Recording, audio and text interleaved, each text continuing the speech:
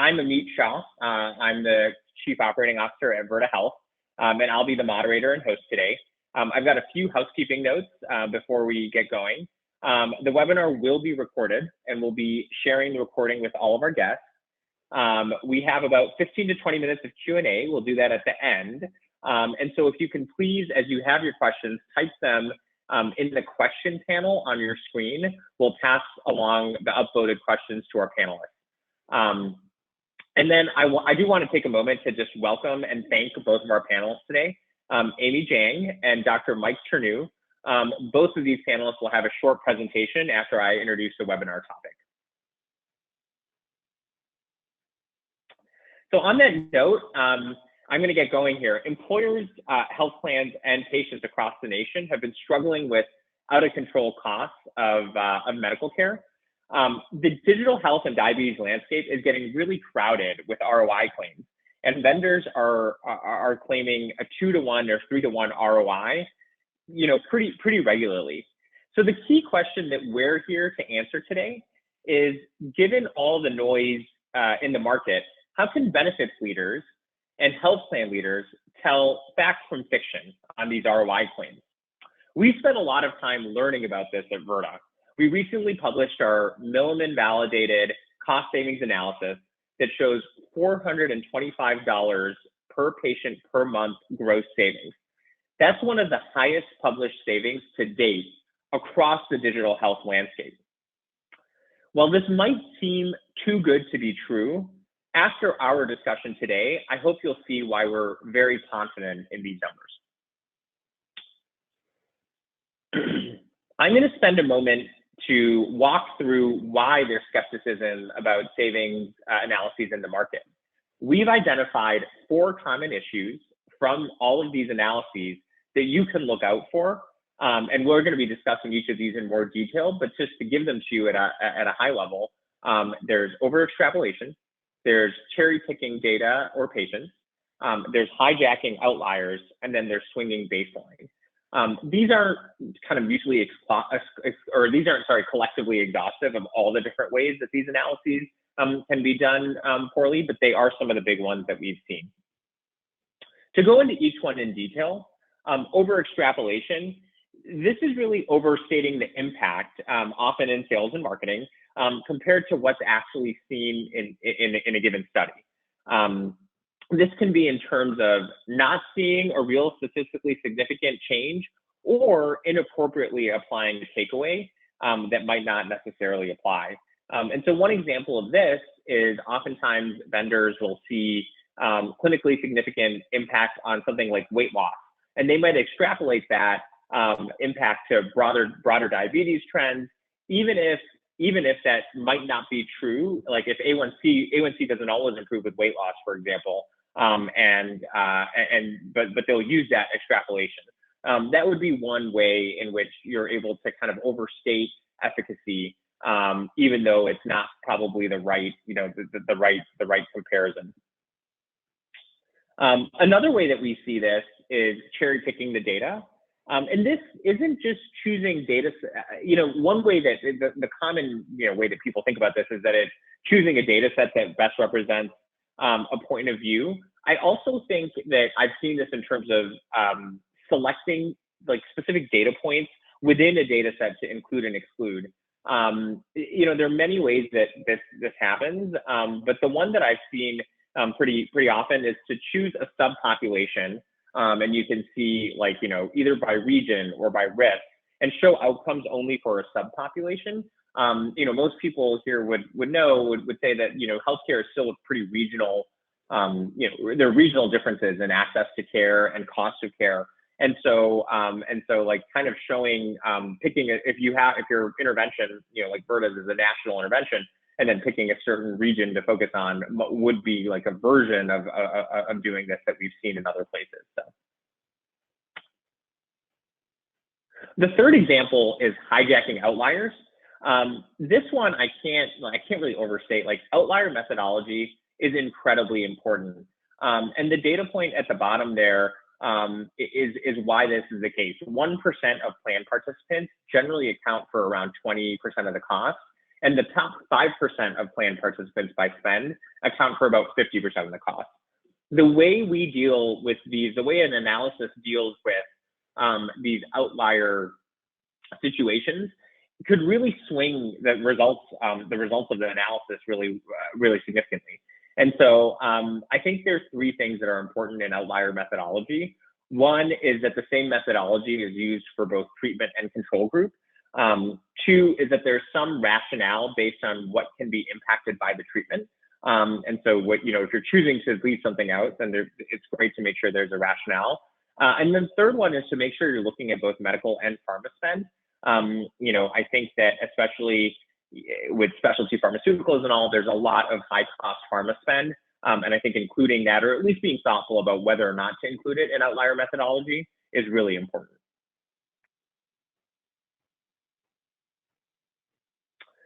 The fourth kind of issue that we've seen in different analyses, we call it swinging baseline.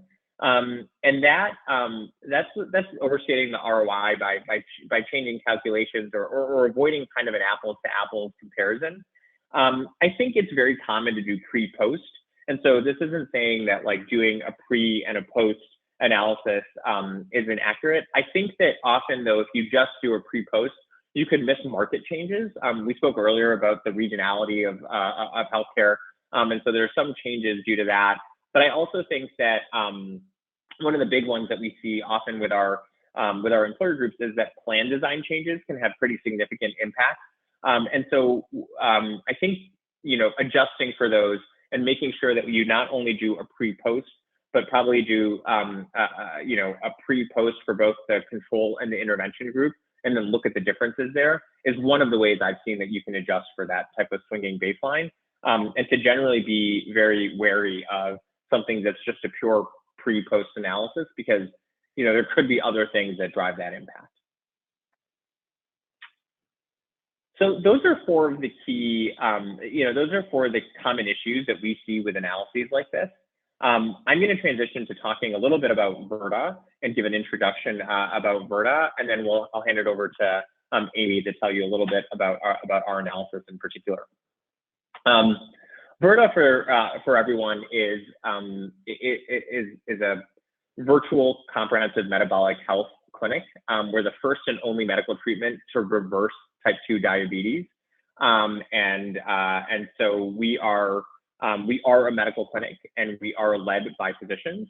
The key difference in that, there we go. The key difference is in traditional management, that line on the left is that the process of traditional diabetes management would be to add more medication load. And so what you see, that red line is actually increasing A1C and increasing medication load. As A1Cs get higher, we add medication load, we see a temporary dip, but then starts to go up, and then you add more medication load, sulfonylureas, metformin, GLP-1s, insulin, et cetera. What you see on the right is as A1C, what we could do at Virta is reverse diabetes, and we define that as reducing A1C and eliminating or reducing diabetes-specific medications through physician-driven deprescription. Of course, the meds don't magically go away. We've got doctors that are deprescribing those medications, and so that's the fundamental difference with Virta. Just to provide a little bit more evidence around this, we've published numerous peer-reviewed studies on the impact of our diabetes reversal treatment. Most recently, the American Diabetes Association has included carbohydrate restriction as a frontline therapy for diabetes based on this work that we've done. And then how does Virta work? It sounds like a really incredible thing. There are really two very innovative pieces to our care. The first one is our personalized medical nutritional protocol. That's what I referenced on the last slide that the ADA has validated, and it's a very low-carb personalized approach. The second one is advanced telemedicine that allows us to deliver a continuous remote care treatment. And that involves really bringing the best of behavior change, nutritional change, medication and clinical management to a patient in their pocket. all of the care is accessed via their phone, via our Virta app. They're connected to doctors and health coaches in the moment, and we're able to really proactively manage our patients through this continuous remote care platform. I wanted to highlight the outcomes from a handful of our clients. You can see the durability of Virta's approach across multiple populations across the country, and multiple clients here. So, just really excited to share these outcomes. And it's a great lead into, these are the clinical outcomes, as Amy will soon talk about our economic outcomes. So, next up, I'm really excited to, and to close that, we do save about $425 per patient per month, and Amy's going to get into that. So I'm delighted to welcome Amy Jang, our staff actuary at Virta Health, and also one of the first authors on our Milliman Cost Savings White Paper. Amy's a fellow of the Society of Actuaries and a member of the American Academy of Actuaries. Prior to joining Virta, she served as a health benefits consultant at both Willis Towers Watson and Aon. So thank you, Amy, for being here today, and over to you. Thank you, Amit. So Amit talked about the do's and don'ts we identified with ROI calculations earlier. And now I'd like to get into how much we are observing Virta to save. We partnered with Milliman on this effort, a top-tier consulting firm, and using a Milliman validated methodology, we calculate Virta patients to incur up to $425 per participant per month lower healthcare costs than non-Virta patients over the course of 2 years. As can be seen on this line graph, we observe healthcare costs associated with the non-Virta patients following usual care to have gone up year over year. On the other hand, patients who enrolled in Virta experienced lower healthcare costs than in the years prior. So what is the exact methodology used in calculating the 425? We requested for actual claims data from our customers for their Virta participants and non-participants. We conducted the savings analyses on a member level, including only those who enrolled in Virta to compare with those who were not, so we can isolate the impact of Virta intervention. We used a difference in differences approach, comparing how allowed claims costs changed over time between the Virta and non-Virta patients. Now, I'd like to highlight that the reference group of non-Virta type 2 diabetes patients came from the same exact customer populations as our Virta patients. Participation in Virta came at no cost to the patient themselves in the study, as the employers paid for the full program fees in each and every case. Everyone in the study had access to Virta, and it was on a voluntary basis. We did not cherry pick the patients on their potential to save or demedicate. We did not cherry pick the customer populations based on their financial outcomes. Rather, we selected these large early customers on the basis of data availability. Looking at allowed cost minimized variance from differences in plan design, and we have varied intervention start date to minimize noise from seasonality. Our study subjects contain more than 5,000 patients with type 2 diabetes from 3 large commercial deployments encompassing both blue-collar and white-collar workers across 3 different industries. Our 435 Virta patients from these deployments came from more than 30 states, aged anywhere from 31 to 70. We required a minimum of 4 months of historical claims experience and 6 months of Virta participation at the data collection cutoff date to ensure the validity of our comparison. Note that patients with heart failure, pregnancy, schizophrenia, and ESRD were excluded from the study, as these are also the clinical exclusion criteria for Virta enrollment for safety reasons. We have made many efforts to ensure the reasonability and validity of our study before making it public here. Nevertheless, we like to recognize that our study is not without its limitations. It's not perfect. Frankly, data acquisition was more challenging than we had previously anticipated. We are on the lookout to conduct future studies with larger sample size, which will be enabled by Virta's rapid growth. We may look at risk matching a control cohort to our Virta patient cohort. Moreover, this study was not a completer analysis. Our year 2 data points were less than year 1 data points, as many patients were yet to reach that milestone at the time of data collection cutoff. Finally, we look forward to conduct analysis with data free from COVID-19 impact, just as how we all look forward to living a life free from COVID scares. Now, we looked at the high-level 425 per month savings up until now. Next, I'd like to take you through a breakdown of that savings. We group the claims records into categories as represented by the bars in this graph to identify where the savings are originated from. First and foremost, we observed 40% of the 425 to have come from reduction in type 2 diabetes medication. That's not a surprise, as the medication is expected as part of the patient journey. Virta guides patients through dietary and behavioral changes and drop their blood glucose levels so quickly to a point where many of the diabetes medications actually becomes a danger to them and can cause hypoglycemia. Demedication then becomes a clinical necessity, and reduction in medication cost follows suit. On the medical side, we observe savings from inpatient hospitalizations and ER visits, replace services such as regular visits to the physician's office and labs. Other costs associated with comorbidities are bucketed in this other medical bucket.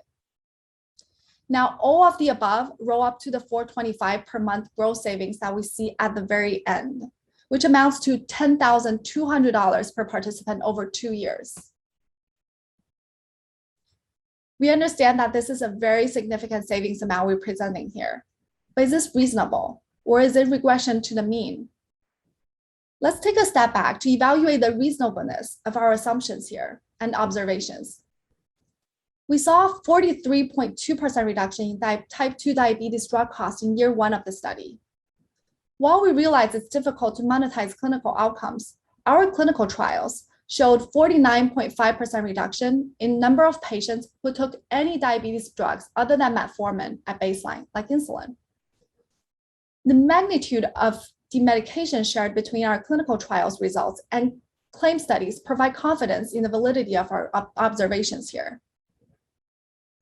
The next big category for savings is reduction in cost associated with complications, where we're observing a 102 per patient per month savings.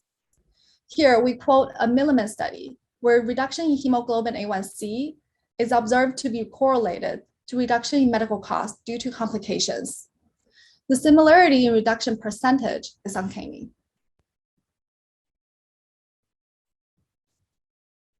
Now, if you please, let's segue to the clinical results of our study patients. Virta is helping diabetes patients becoming healthier, which in turn lowers their healthcare costs and enables savings. Our study patients started at 7.8 hemoglobin A1C level on average prior to Virta treatment, based on the baseline labs Virta orders for each individual. 6 months later, their A1C level drops to 6.5. The uptake from 6 months onward is actually very strategic. Our patients were able to notice changes to their body and demedicate as quickly as weeks after dietary change, which we call adaptation, which really powers them forward. However, the honeymoon period is bound to come to an end, and long-term sustainability is the ultimate goal. While the average patient experiences an uptake in A1C past that 6-month mark, they remain free from the many diabetes management drugs they've had to take before. We'll see that in a later slide where we show the clinical deprescription progression. Notice that we have a red line on the top there that's trending steadily upward, and that represents the progression of A1C among the usual care patients collected through clinical trials. On the bottom, the green line on the graph represents the 435 study patients, whereas the blue line on the graph is Virta's book of business results with thousands of patients. They are a little difficult to see on this graph because the bottom 2 lines are tracking so very closely to each other, indicating that what we see from the study cohort is not a lucky coincidence. And the savings we observe are driven by people getting healthier.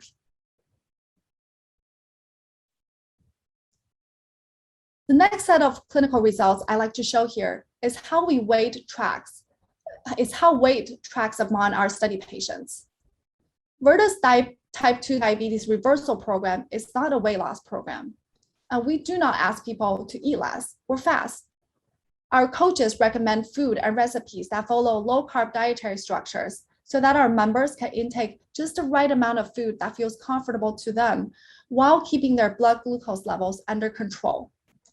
Weight loss then becomes a happy side effect, if you will, under their new dietary regimen. While not all of our patients were overweight at the time they engaged with Virta, many were. The average baseline weight of the study cohort was 233.6 pounds. 3 months later, they experienced a 6.1% loss of weight on average. The study patients were able to maintain a 7.7% weight loss at the end of year 2 collectively.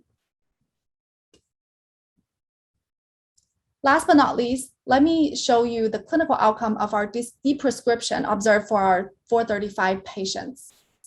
So the blue line on this graph represents percentage of patients who are taking at least one diabetes medication other than metformin. They start at 100%. So that's 100% of 281 patients who were on type 2 medications other than metformin at baseline. Putting it another way, we see at the 4-month mark that close to half of the patients who were on type 2 medications prior to Virta were no longer taking any. This prescription is then sustained through the course of their journey with Virta. More than 50% of patients who were on type 2 diabetes medication were no longer on any at the end of year 1. Let's switch gears and examine the design of our study. We are aware that our study is based on non-randomized adoption and without risk match to keep the analysis simple and straightforward. However, to minimize selection bias, we did ensure that the study cohort shared similar demographics in terms of age and gender with the reference cohort. Again, both cohorts came from the same candidate pools. How about motivational bias, you ask? Would our Virta patients experience the same prescription and reduction in claims costs even without Virta's intervention? Are the favorable outcomes a result of Virta patients being more motivated? Here, we like to reference our clinical studies, which show clear prescription results when Virta patients and usual care patients were independently recruited. Additionally, Veteran Affairs also conducted a difference in differences analysis with waitlist control group that showed significant reduction in type 2 diabetes medication and outpatient visits. Another potential bias we took into consideration was temporal bias. We examined the Virta and non-Virta reference population for the average length of experience we have, and the difference is within 0.1 month, suggesting a highly comparable duration. We recognize the potential for bias in any study, but is the $425 of savings attributable to these biases? Our take is no. Even though $425 is very significant, it's also very reasonable when put into this context.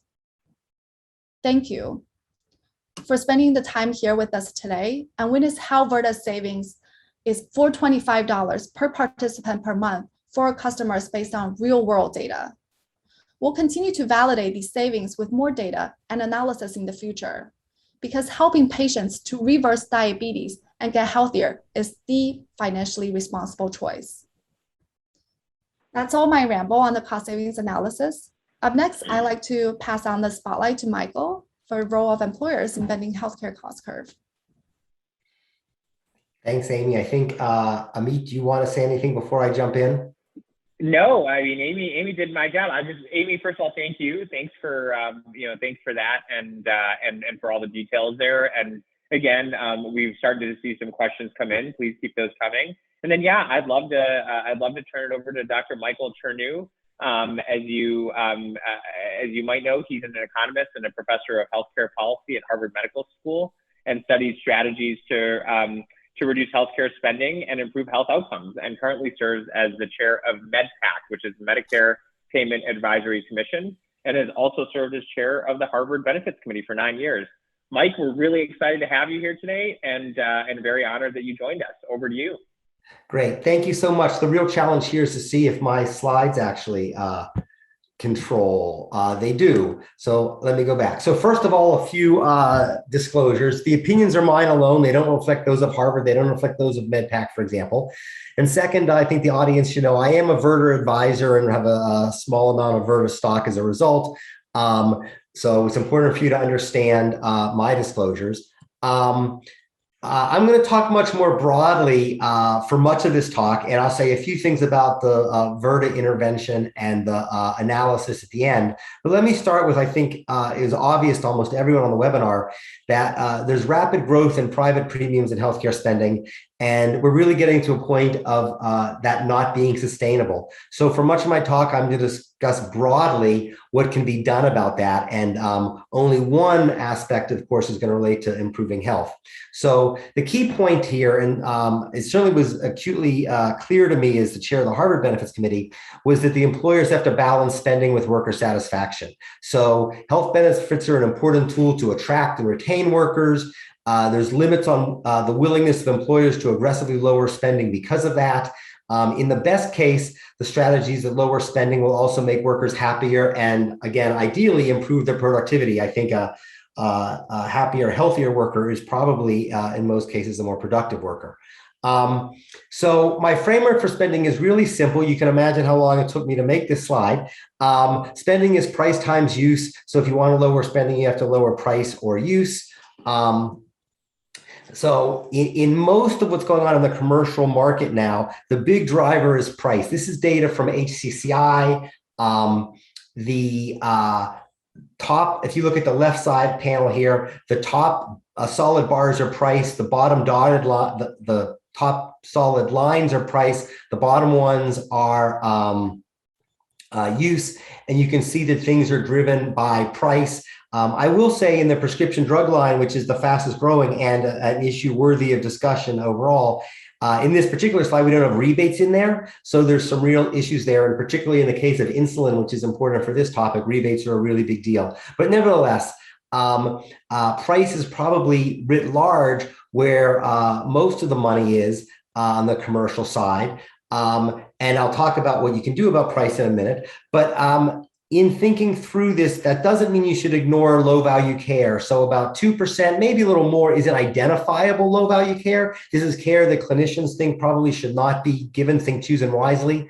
And my guess is the number is even a little bit higher than that because a lot of the services that are low value are diagnostic tests. So some colleagues of mine, Deshani Ganguly, for example, have done some work on care cascades. People get tests that aren't necessarily indicated. You get a whole bunch of follow-up tests. And so focusing on low value care, even though price is probably the bigger issue in the commercial market, is actually quite important. So let me go back now and talk about controlling price. There's a lot of things that employers can do. I am happy, by the way, to talk about all of these things. I realize they're not directly related to what Virta does, but I don't want to give the impression that Virta is the only way to go forward. I think it's important, and you'll hear what I have to say about that in a minute. But nevertheless, narrowing or tiering networks is one way to save money. There's a lot of good work by folks on reference pricing initiatives where people are steered for particular types of services to higher value, lower price places. There's softer versions of that. You can give people incentives or rewards to go to lower price providers or to use lower cost services. The problem with a lot of this work, and there are options in the marketplace to do some of these things, is employees tend to prefer broad networks and resist steerage. And so it has been very hard through what I would call soft interventions to make really big population level changes. Because cutting out some of the high price providers or steering people away from them has met resistance. And certainly we've had that challenge in my workplace. In terms of controlling utilization, which actually is a lever that's much easier for employers to pull, and my guess is many people on the webinar have done this, we did it at Harvard. We lowered our actuarial value, and then we had to have town hall meetings. But nevertheless, if you have to have town hall meetings, you've done something wrong. But nevertheless, you can raise cost sharing. You can push carriers to be more aggressive on utilization management, particularly with regards to low value care. In fact, it's one of the things that I think is important for people to think about how you might push the carriers to reduce the use of low value care. You can adopt or push carriers to adopt alternative payment models, which, by the way, can also affect price because the alternative payment models can encourage referrals to lower price places. The problem here, again, is employees tend to resist higher cost sharing, and the doctors and the employees in cases tend to resist the utilization management. So there's a lot that you can do. There's certain pushback that one would get. The sort of promise, and now I'm going to transition a little bit more to digital health and maybe to Virta in particular, is the promise of some of these digital health solutions is they offer this sort of holy grail of making people healthier, lowering spending, making them happier, and doing it without really having to constrain them in ways that they don't want to be constrained, and doing it in a way that doesn't require the sort of same oversight of the delivery system. And that is, I think, in many ways, a really, really, really appealing narrative. And so the question, of course, and the topics that Amit and Amy talked about is, so fine, does it work? I'm going to say some things about this broadly, but let me, before I jump into the broad comments, let me make a general plug. I've done some work with a colleague of mine at Michigan, Mark Fendrick, who's done a lot of work on benefit design, and Jeff Levin-Schertz from Willis Towers Watson, and Francois Debrant from Signify, looking at how benefit design and payment reform that I was just talking about can be integrated together to sort of get some synergy doing those things. So there's a white paper we have, the site is at the bottom. Apart from the white paper though, we don't go into this issue in great detail of digital health. So the broad question of does improving health save money is complex. Let me tell you where I think the literature is. And now I realize I gave you my disclosures earlier, but I'm going to try and be sort of forthright in this. There's a somewhat similar narrative around wellness.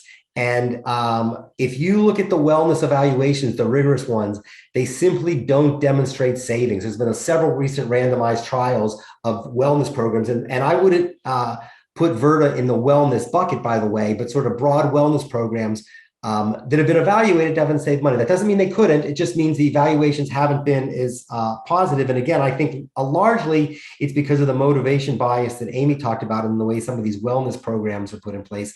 I'm a big promoter of value-based insurance design, which involves lowering copays for access to some high value medications. And in diabetes, medications are an important part.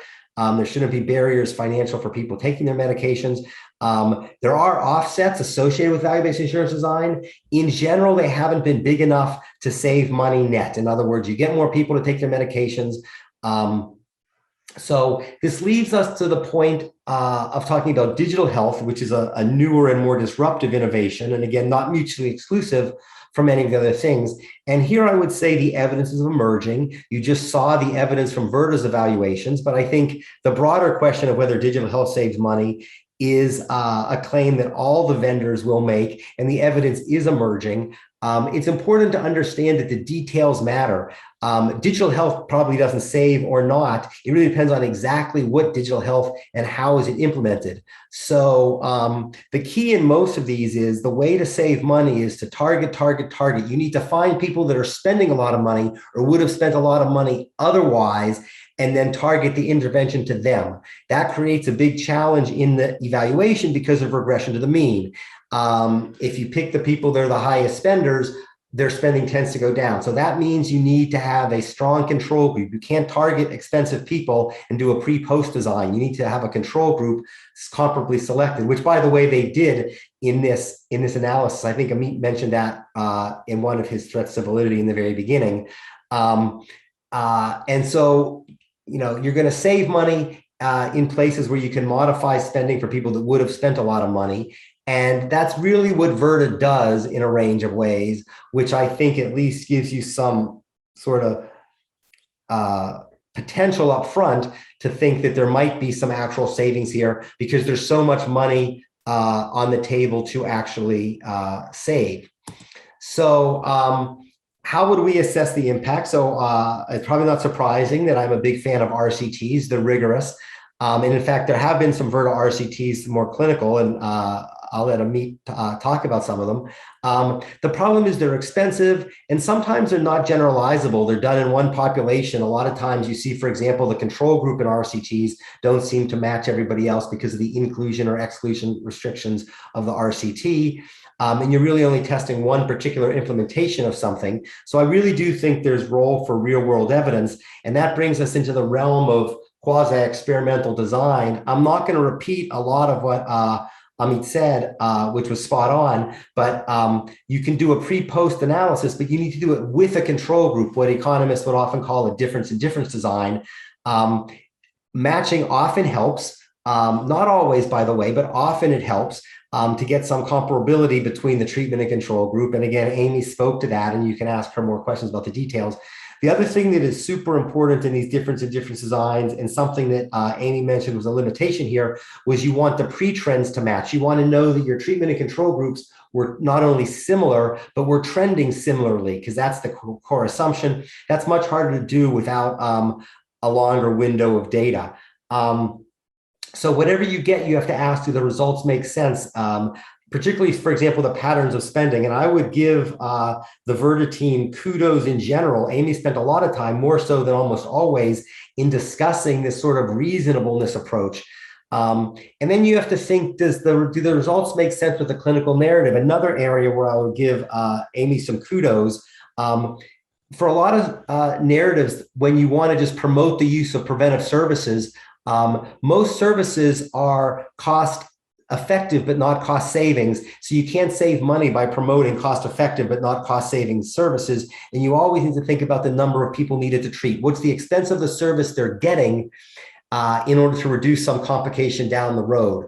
What is somewhat different about Virta is the narrative is not, let's give people more chronic care in order to save money later. It's less. It's more about a range of interventions, including behavioral modification and other types of things. So the intervention cost associated with the actual services is less, because the goal is to do less because people are healthier. And again, the clinical work that ties all of this together is really focused on testing that premise. So this brings me to sort of what my take of Virta is, and understand that I'm an economist. That makes me skeptical by nature. The first one is the early evidence is promising. You just heard the early evidence. Not only did they present their finding, they presented it in the context of 4 or 5 different biases and how they addressed the bias. They, I think, were upfront about some of the limitations. The biggest one in my mind is the motivational one that Amy mentioned, but nevertheless, they're quite upfront about those types of things. The results are consistent with the clinical evidence, some of which I think, and again, I'll refer to Amit, relates to some randomized trials. And if you look across the pattern of services and the magnitudes of things, it kind of hangs together in a way that makes it all seem reasonable, or in my lingo, promising. That said, there's some extensions. Pre-trend analysis would be better. There wasn't a long enough pre-trend analysis here because of obvious data limitations that Amy mentioned. Intent to treat designs are important because that helps you deal with the selection bias that arises when you compare participants to non-participants. I will say waiting list designs, as was mentioned in the VA study. I talked very quickly and I'm self-conscious. Amy glossed over pretty quickly. A waiting list study like at the VA, where there's people that want a service but can't get it because of a waiting list, is a version of intent to treat that helps resolve some of these types of internal selection biases. And so I find the consistency between that type of analysis and what's being reported here soothing, but obviously much more can be done along those lines. And then obviously the extent to which you can randomize these things, the better. And that just remains to be seen. So my overall take is, given the number of these types of studies that I've seen and the bulk of the work around those types of things, this analysis, I think ticks several more boxes than most of what you hear from a lot of people. That being said, there's a lot to be done to tie it together and to continue the analysis. So I will stop there and turn it back, and I look forward to any questions. All right. Well, thank you, Dr. Chernew. This is great to hear your thoughts, and we appreciate even the general thoughts on how to reduce health spending. I'll ask both you and Amy, if you don't mind coming back, turning your video back on, and let's move to Q&A. So I'll start off with one or two seed questions as we upvote the questions that have been put in, and thank you to those who have been putting questions in. We've seen a handful come through. Wow. And let's start with one for you, Mike.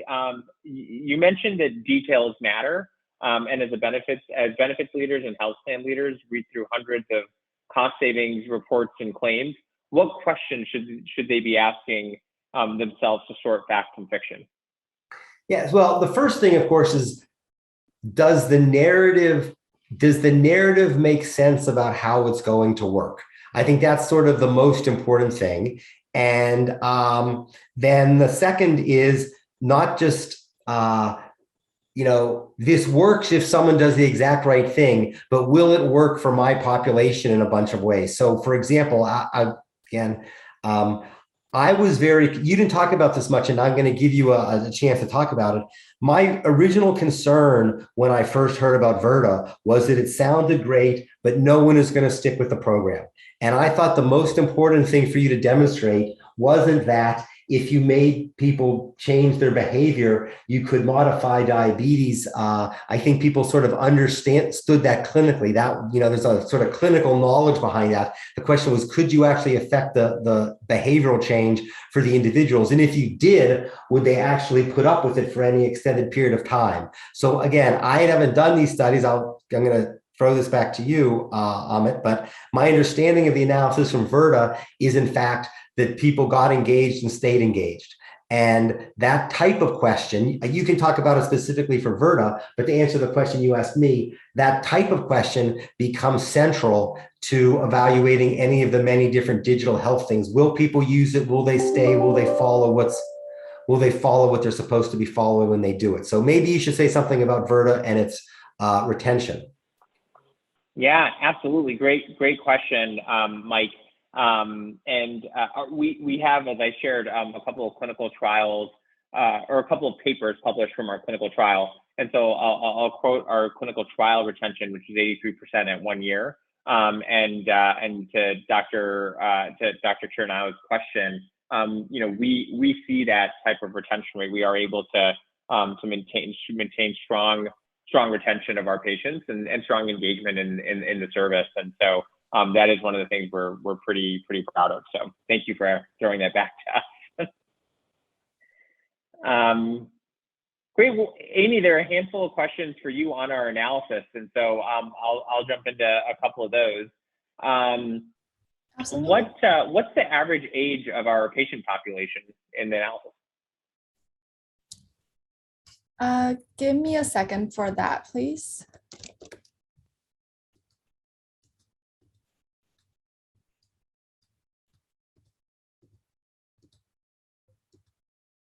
The average age of the Virta patients and non-Virta patients are both 54 on a rounded basis. Yeah, thank you. And then the next question is, does the $425 PMPM take into account the cost of the Virta program? Yeah, so the $425 is actually the gross savings before netting out fees. And we intentionally did the analysis on a gross basis because the fees are dynamic and they do vary.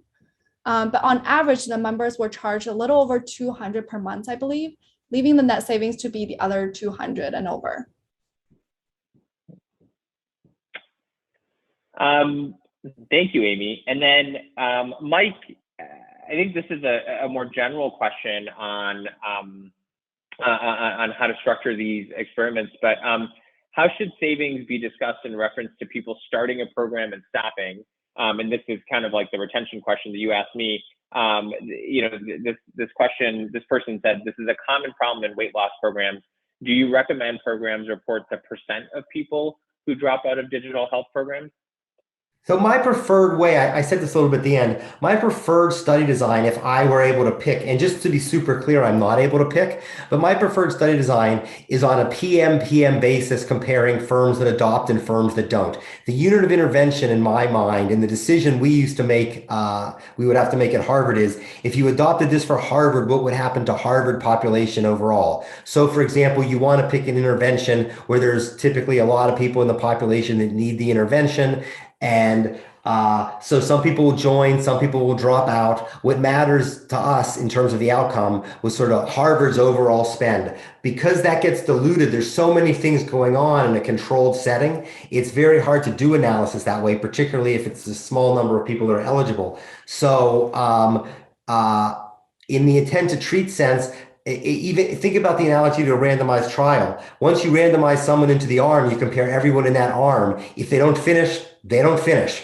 You don't get credit for comparing the ones that stayed to the end and throwing out the ones that dropped out, because the ones that dropped out also got the intervention. So my general point, and I hope this is answering the question, I wish we were in person, I could see the questioner's face, is the broader population perspective you can take, the better. And the more you hear people slicing and dicing their results, amongst people that started at this window and made it to the end and completed 2 surveys or whatever it is, we saved a lot of money. All of those population samples tend to raise red flags. The more you can say, we took a population of people, we made Virta available, we took a different population of people, we didn't make it available, we saw what happened, that's sort of better. The problem is what you've done here, which I think is reasonable, is you've tried to narrow sort of eligible people and compare it, but it is challenging when you have the data that you had because of the participants and the non-participants. So the more you can broaden that out in a study design, basically the better you can get an impact of what would happen on an employer level.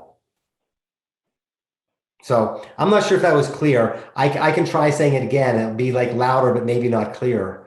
But anyway. No, I think that was really helpful. Amy, we got another one for you here. The question is, Amy mentioned that the savings were $425 PMPM, equated to a 2-year savings of more than $10,200. I take issue with that. The data indicated that $425 of value was only achieved in the last month of the study, with less savings generated in the prior month based on the separation of the participant non-participant curves on the timeline. What are your thoughts on that? So that interpretation is actually lopsided. So we're observing savings. We calculate savings on a per month basis for each month of data that we collect. So in the last month, say in any month in year 2, that savings number is a lot greater than 425. The 425 is just on an average per month basis for per participant over the course of 2 years. So we do not take credit for claim months not observed or not received. And that 425 is a credible number based on monthly data that we do collect for the participants. Does that answer the question? Yeah. That 425 is the average of the monthly savings, which if you look, I understand what the graph clearly shows less savings at the beginning, but that means that in year 2 we're saving $600, as Amy said, upwards of $600 per month to make that average over 2 years 425. So precisely. Mike, can you comment on the validity or usefulness of a natural experiment with intent to treat analysis? And then the question goes on to say, perhaps employer offering Virta compared to a similar employer. Yeah, again, the details always matter. I'd want to see, you mentioned some things that you'd have to worry about, like if one employer was changing benefits at the same time. I've seen some analysis where employer puts in a plan and a high deductible plan, puts in some other health program and a high deductible plan. They see a lot of savings. They credit them all to the health plan, not the high deductible plan. You mentioned that, Ahmed, in your thing that, so one nice thing about this work is you have a comparable benefit design and stuff flowing throughout these things, which I think is valuable. But as a general premise, in any study design, there's going to be threats, but I do like that type of intent to treat design to the extent that you could do it. If you had enough employers and you were able to control for enough of the other things they were doing, I think that design, I like that design as a general premise. And I think because randomized trials are very hard to do and very hard to do on a large scale, and very few employers want to randomize anybody, I think you're going to need to do those types of studies, or the type of studies you've done here. The VA, I don't know if anyone on the VA is on. The VA is an unbelievably useful laboratory in a range of ways of doing things, and they have a population that could probably benefit a ton. Amy mentioned the waitlist study. I think that's another fine design to get this sort of quasi-randomization. So you're not really randomizing people. You're just, because of the wait list, people aren't allowed to start at the same time. And that gives you some, I apologize for saying this, exogenous variation for who's in and who's out. And that's really what you're looking for. And so, in an organization like the VA, you could randomize VISNs or, VA locations or some other type of randomization that might be hard to do. But you do need cutting edge people who want to do these types of designs. Even employers, if they're multi-state, could randomize sites or randomize some sort of step wedge design to get that type of randomization. You don't need exactly different employers with an intent to treat thing. Yeah, and thanks, Mike. You kind of, as Amy mentioned, we are doing some analysis with the VA, and so. That study design, we're excited. We're in the early phases there, but we're excited to share that more broadly too when we see that. So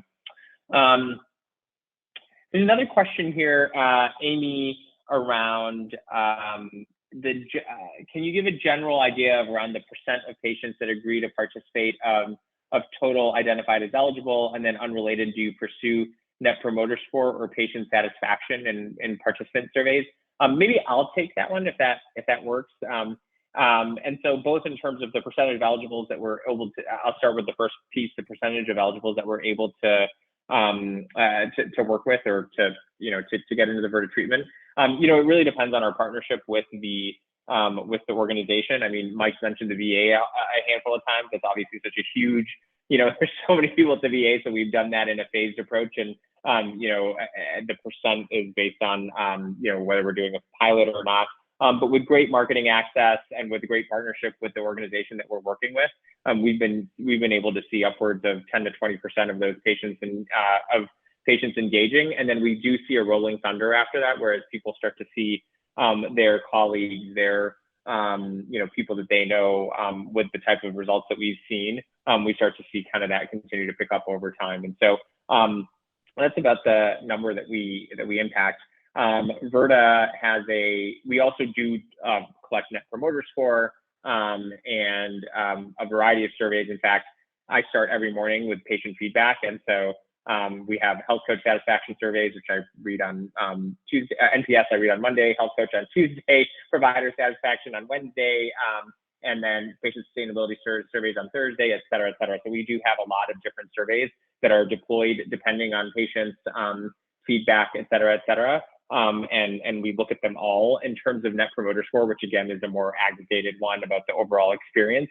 We maintain around greater than around 65%, which if you look at healthcare providers or at frankly healthcare insurers is absolutely incredible in terms of a Net Promoter Score. So.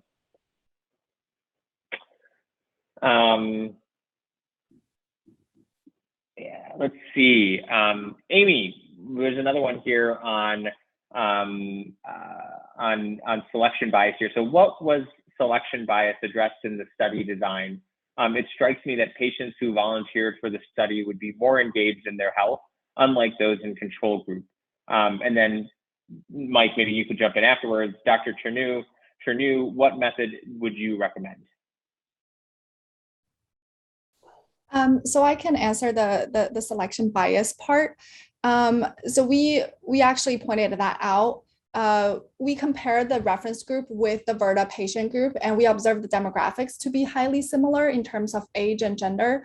But yes, we agree that we cannot monitor whether the Virta patients are more or less motivated to be more healthy than the reference population. That's why we also introduced and referenced the other studies that controlled for that motivational bias piece.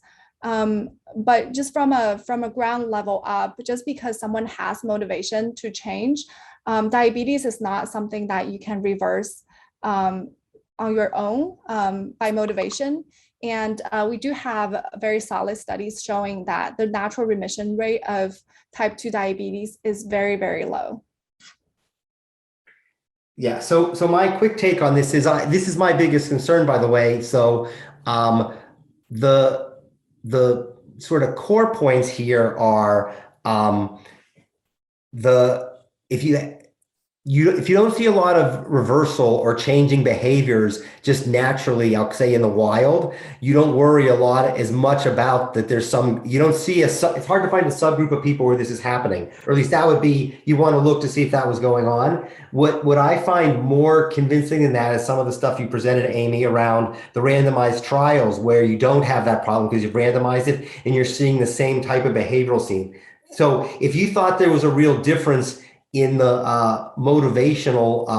motivations or the sort of non-clinical aspects of the people that were joining, you would expect to see differential behaviors relative to a randomized trial that in some sense is the gold standard clinical effect. And so if you see a clinical effect here that's consistent with the clinical effect you're seeing in the randomized trials, then you might be more likely to believe that the economic effect you're seeing would have been more similar to the economic effect in a randomized trials. And Amy, I'll throw it back to you since you've done the analysis, but that's basically my take about how to think through some of these things.